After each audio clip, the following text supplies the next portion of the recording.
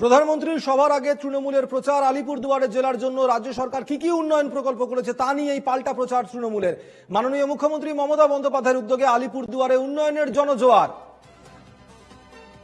আলিপুরদুয়ারে উন্নয়নের জনজোয়ার। আমরা যেমনটা জানি যে আর কিছুক্ষণ পরেই প্রধানমন্ত্রী নরেন্দ্র মোদী সভা করতে আসছেন আলিপুরদুয়ারে এবং সেখানে বিজেপির জনসভায় তিনি যোগদান করবেন এমনটা তিনি পোস্টও করেছেন। কিন্তু সেই পোস্ট থেকেও আবার সেই পোস্ট থেকেও আবার তৃণমূল কংগ্রেসকে এক হাত নিয়েছেন নরেন্দ্র মোদী। কিন্তু তার আগেই আমরা দেখতে পাচ্ছি যে আলিপুরদুয়ারে উন্নয়নের জনজোয়ার মমতা বন্দ্যোপাধ্যায়ের হাত ধরে এই নিয়েও আবার তৃণমূলের তরফ থেকে প্রচার করা হচ্ছে।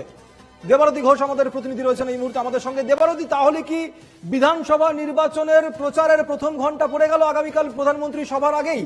যেভাবে আলিপুরদুয়ারে প্রধানমন্ত্রী সভার আগে তৃণমূলের তরফ থেকে মমতা বন্দ্যোপাধ্যায়ের তরফ থেকে কি কি উন্নয়ন করা হয়েছে আলিপুরদুয়ারে সে নিয়ে প্রচার যেভাবে চলছে, আগামীকাল প্রধানমন্ত্রী কি বলেন সেদিকেও নজর থাকবে, বলা যেতে পারে কি সে কথা? দেখো, অপারেশন সিন্দুরের পর প্রধানমন্ত্রী নরেন্দ্র মোদী তিনি বিভিন্ন রাজ্যে যাচ্ছেন, পশ্চিমবঙ্গেও আসছেন। উত্তরবঙ্গ পশ্চিমবঙ্গের মধ্যে বিজেপির একটা শক্ত ঘাঁটি বলে পরিচিত দীর্ঘদিন ধরে।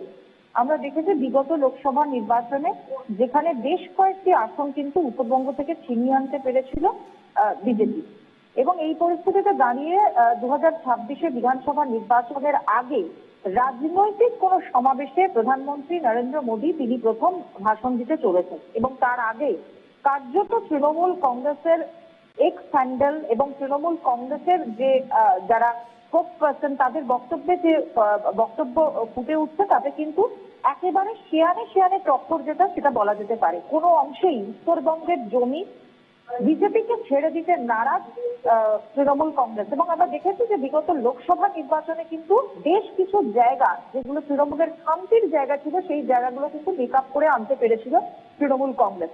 এই জায়গাতে দাঁড়িয়ে যখন নরেন্দ্র মোদী প্রধানমন্ত্রী তিনি অপারেশন সিন্দুরকে হাতিয়ার করে আগামীকাল উত্তরবঙ্গের একটি জনসভায় ভাষণ দিতে চলেছেন, জনসভায় উপস্থিত থাকতে চলেছেন, তার আগে কার্যত কিছুক্ষণ আগেই এক্স প্যান্ডেলে একটি পোস্ট করেছে তৃণমূল কংগ্রেস, অল ইন্ডিয়া তৃণমূল কংগ্রেসের পক্ষ থেকে, যেখানে বলা হচ্ছে যে মাইগ্রেটরি বার্ড অর্থাৎ পরিযায়ী পাখি, ভোট আসলে পরিযায়ী পাখিরা তারা বাংলায় বারবার করে ভিজিটে চলে আসেন এবং সেটাই বারবার বলা হচ্ছে। কিন্তু সিম্পল বেশ কিছু প্রশ্নের উত্তর এখনো পর্যন্ত প্রধানমন্ত্রীর থেকে পাওয়া যাচ্ছে না, এরকম বলে একটি পাখির ছবি, এবং সেই পাখির গলাতে আমরা যে ছবিটা দেখতে পাচ্ছি সেই পাখির গলাতে রয়েছে বিজেপির যে প্রতীক, সেই প্রতীক আঁকা উত্তরীয়। এছাড়াও আমরা দেখেছি বিভিন্ন নেতা মন্ত্রী উত্তরবঙ্গের তারা কিন্তু কার্যত সকাল থেকে ঝাঁপিয়ে পড়েছেন যে এটাকে একদম প্রতিহত করার জন্য।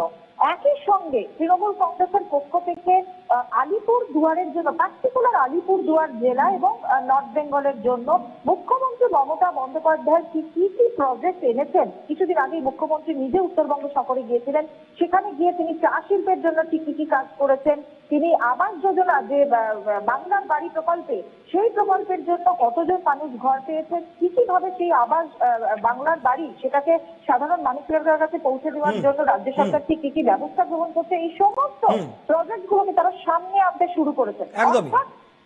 বিজেপিকে কোনো অংশে জমি ছাড়তে নারাজ তৃণমূল বোঝাই যাচ্ছে। একদম। অনেক ধন্যবাদ দেবারতীর সঙ্গে ছিলেন আমাদের প্রতিনিধি দেবারতী ঘোষ।